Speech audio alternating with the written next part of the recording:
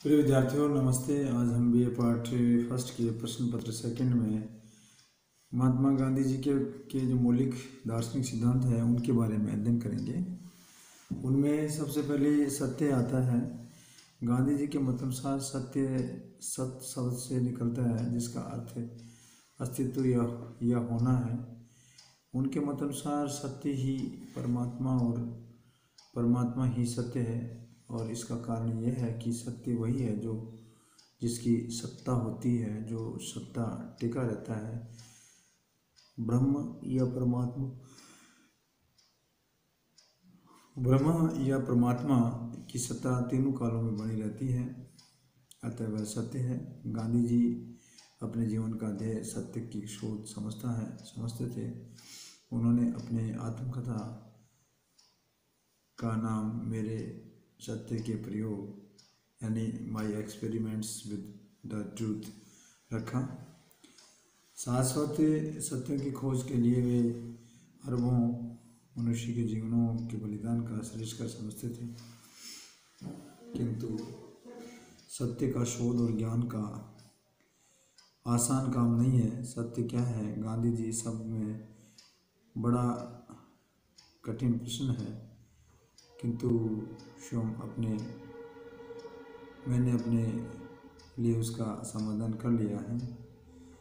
तुम्हारी अंतरात्मा जो कहती है वह सत्य है, किंतु सबका अंतःकरण एक जैसी बात नहीं कहता है।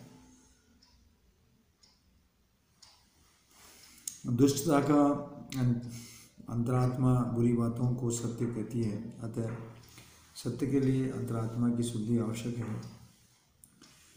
आत्मशुद्धि के प्रधान साधन पतंजलि के मतानुसार निम्नलिखित 5 यम हैं। अहिंसा, सत्य, अस्त्य यानी चोरी नहीं करना, ब्रह्मचर्य, अपरिग्रह का अर्थ था आवश्यकता से अधिक संपत्ति को इकट्ठा न करना।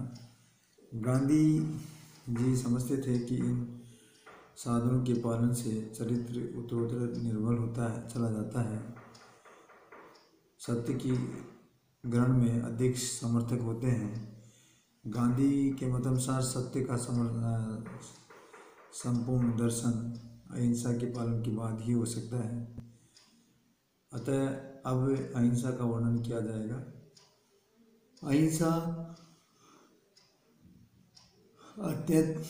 अत्यंत प्राचीन काल से भारतीय अहिंसा को बहुत अधिक महत्व दिया जाता है। अहिंसा यानी नॉन वायलेंस शब्द का शब्दार्थ हिंसा या हत्या न करना है। हिंसा का अर्थ किसी भी जीव को स्वार्थवश, क्रोधवश, दुख देने की इच्छा को नष्ट पहुंचाना या उसको कष्ट पहुंचाना या मारना है। इस प्रकार से हिंसा के मूल में स्वार्थ, क्रोध, द्वेष की भावना। अहिंसा के उपासकों को इस सभी पर विजय पाने का प्रमाण मात्र अपने घोरतम शत्रु के प्रति भी अगाध प्रेम और मैत्री की भावना रखनी चाहिए। इसी कारण अहिंसा कहते हैं। सामान्य रूप से अहिंसा को पाप समझा जाता है, किंतु गांधी जी जीवन निर्वाह के लिए ही किए जाने वाली हिंसा को पाप नहीं मानते हैं। अहिंसा के 2 पक्ष हैं, एक अभावात्मक, दूसरा नकारात्मक। तथा अभावात्मक या सकारात्मक पॉजिटिव किसी भी प्राणी को काम, क्रोध, द्वेष के अधीन होकर हिंसा न पहुंचाना, इसका नकारात्मक रूप है। इससे हिंसा के पूरे स्वरूप का ज्ञान नहीं हो पाता है। इसका यथार्थ रूप तो उसके भावनात्मक पक्ष से पता लगता है। भाव पक्ष वाली अहिंसा को सार्वभौम या प्रेम, करुणा की भावना कहा जाता है। उसके 4 मूल तत्व हैं, जिसमें प्रेम, धैर्य, अन्याय का विरोध और वीरता। गांधी जी की अहिंसा का आधार अद्वैत की भावना है। इस संसार के सभी वस्तुओं को एक ही चेतना या सत्ता या भ्रम ओतप्रोत है। एक ही देवी सत्ता का अंश होने से उसमें मौलिकता, समानता और प्रेम भाव हैं। यह अद्वैत की भावना दृष्टि से सभी प्राणियों के प्रति प्रेम अथवा अहिंसा के धर्म का पालन करने के लिए बाधित करती है। अहिंसा की श्रेष्ठता। गांधी जी इतिहास के आधार पर अहिंसा की श्रेष्ठता का प्रतिपादन करते हैं। द्वंद्वात्मक संघर्ष में विश्वास रखने वाले कार्य कार्ल मार्क्स की सर्वथा विपरीत वे मानव समाज के इतिहास में उसको अहिंसा का निरंतर अग्रगामी विकास मानते हैं। अहिंसा जातियों के बारे में कहा जाता है कि वे मांसभक्षी हैं, किंतु बाद में मनुष्य ने मनुष्यों का मांस खाना अनुचित समझा। वे शिकार द्वारा पक्षियों के मांस में क्षुब्धता तृप्ति करने लगे। कुछ समय बाद मनुष्य के आखेट पर आहार प्राप्त करने की पद्धति को परित्याग किया। जब उसने खेती करना शुरू किया, उससे उसके जीवन में स्थिरता आई। गांव, नगरों, राष्ट्र और समाज सभ्यता के विकास हुआ। और हम ये कहें कि इस प्रकार से सभ्यता के उपरोक्त विकास की सुस्पष्ट इतिहास में हिंसा का प्रयोग निरंतर घटता रहा और अहिंसा का प्रयोग बढ़ रहा है।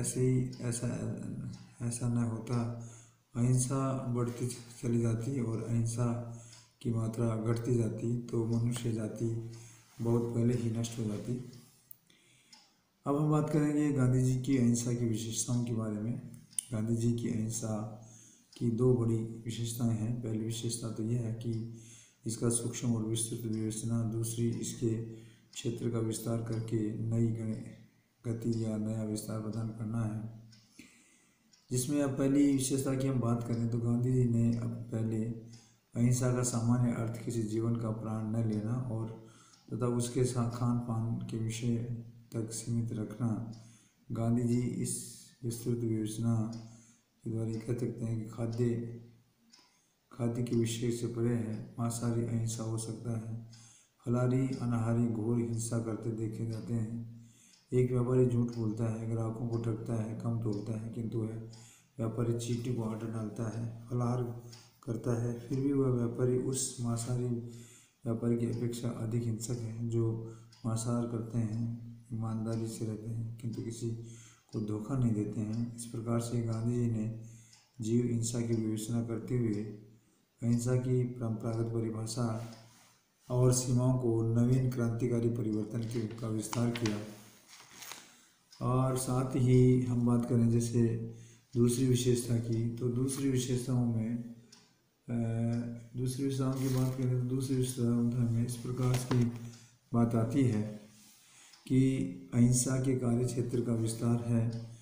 गांधी जी ने अहिंसा व्यक्तिगत और कुटुंब के क्षेत्रों में संकीर्ण परिधि और उसके साथ साथ में उसे निकाल करके सामाजिक और राजनीतिक क्षेत्रों में सभी प्रकार के अन्यायों का प्रतिकार करने का शस्त्र बनाया। अहिंसा के विषय में गांधी जी ये सबसे बड़ी मौलिक देन है कि भारत की स्वतंत्रता की प्राप्ति के लिए गांधी क्षेत्र में अहिंसा का सफल प्रयोग करने में उन्हें अपने उपरोक्त दावों को सत्य सिद्ध किया। उन्होंने अन्याय या अत्याचार के विरुद्ध भी अहिंसा का प्रयोग सत्याग्रह के रूप में किया। गांधी जी की कार्य पद्धति की जब हम बात करें तो उनमें सबसे पहले सत्याग्रह आता है। सत्याग्रह का नामकरण गांधी जी के अहिंसा के सिद्धांत को मूर्त रूप देने के लिए राजनीतिक क्षेत्र में इस कार्य पद्धति का प्रयोग किया, वह सत्याग्रह है। इसके नाम और मौलिक सिद्धांतों का विकास दक्षिण अफ्रीका में किया गया है। वहाँ की गोरी सरकार भारतीय के प्रति अन्यायपूर्ण कानून पास करती थी। वहाँ के भारतीयों ने गांधी जी के नेतृत्व में एक अन्याय का अहिंसात्मक प्रतिरोध करने का निश्चय किया। उस समय आंदोलन का निष्क्रिय प्रतिरोध का नाम दिया। गांधी जी को यह सब पसंद नहीं था। उस समय श्री मदन लाल गांधी ने सत्याग्रह शब्द को सुधारा इस अर्थ में उसके अच्छे काम में निष्ठा, पूरे काम में अभिव्यक्ति की दृष्टि से गांधी जी ने इस संशोधन करके इसका नाम सत्याग्रह रखा। इसका अर्थ ये होता है कि सत्य के लिए आग्रह करना। इसका आधार है कि सत्य और अर्थात सत्य के उत्पन्न होने वाले प्रेम, अहिंसा की शक्ति।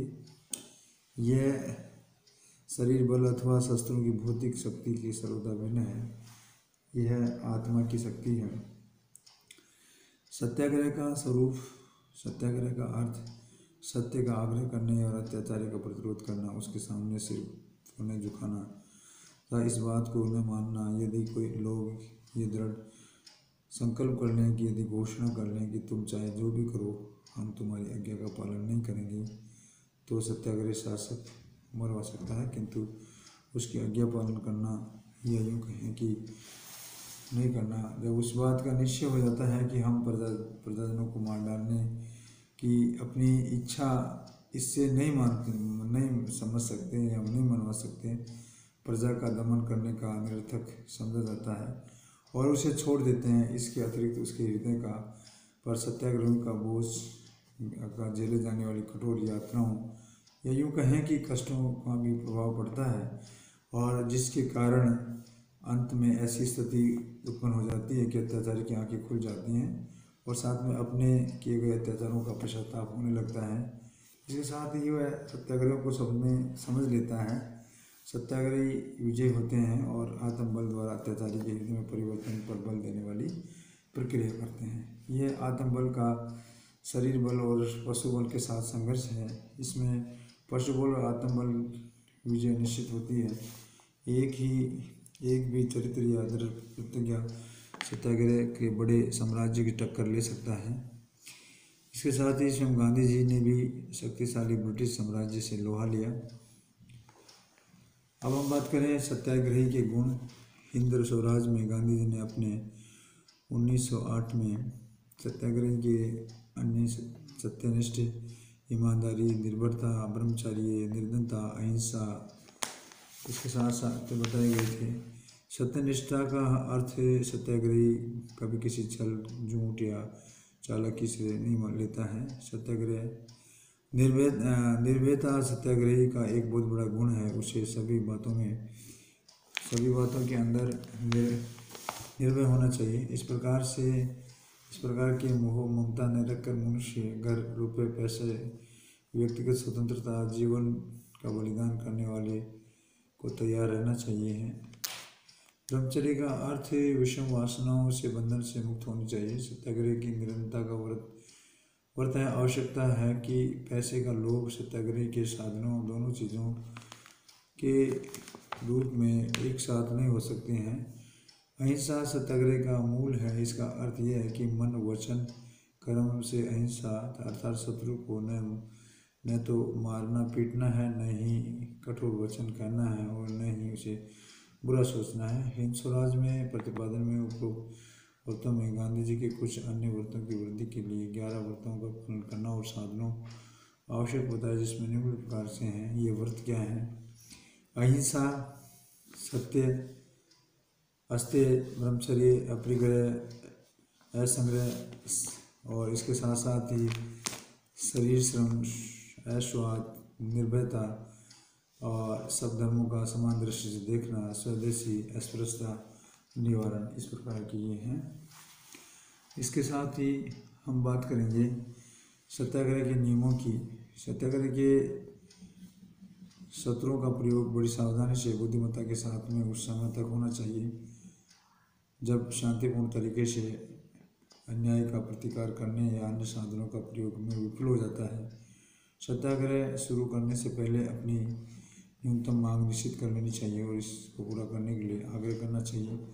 घोर अत्याचारी और दमन होने पर उस मांग को पूरा करने तक आंदोलन जारी रखना चाहिए। इसमें अहिंसा का पालन पूर्ण रूप से आवश्यक है। इसका उद्देश्य विरोधियों को हराना, नीचा दिखाना नहीं है, किंतु उसके हृदय में परिवर्तन करके अपने अनुकूल बनाना है, यानी उसका हृदय परिवर्तन होना चाहिए, तभी जाकर के इस प्रकार से बात हो सकती है। यह कार्य सत्याग्रह अपने ऊपर कष्ट झेल कर करता है। सत्याग्रह के व्यक्तिगत जीवन में गांधी जी ने कुछ इस प्रकार की नियम बताई। पहला नियम तो यह है कि सत्याग्रही को अपने मन में गुस्से का कोई स्थान नहीं देना चाहिए। वह विरोधियों को रोष सहन करेगा। ऐसा करने पर वह बदले की भावना और विरोधियों पर हाथ नहीं उठाएगा। शत्रु का क्रोधवश, आज्ञा, दंड, अन्य किसी प्रकार के भय से अपना सिर नहीं झुकाएगा। जिस प्रकार से कोई भी अधिकारी सविनय आज्ञा भंग करने वालों को पकड़ने या स्वयं गिरफ्तारी हो जाएगा। कोई अधिकारी अपनी संपत्ति जब्त करने अथवा उसे ले जाने के लिए आएगा तो वह प्रतिकार नहीं करेगा। यदि सत्याग्रही किसी संपत्ति का ट्रस्टी है तो वह इसे सरकार के कब्जे से देने से इनकार करेगा, भले ही उसके प्राण खतरे में भी क्यों न पड़े। इसके साथ साथ ही सविनय कानून भंग करने वाले विरोधियों का भी अपमान नहीं करेगा। ऐसा कोई नारा नहीं लगाएगा जो अहिंसा के विरुद्ध हो।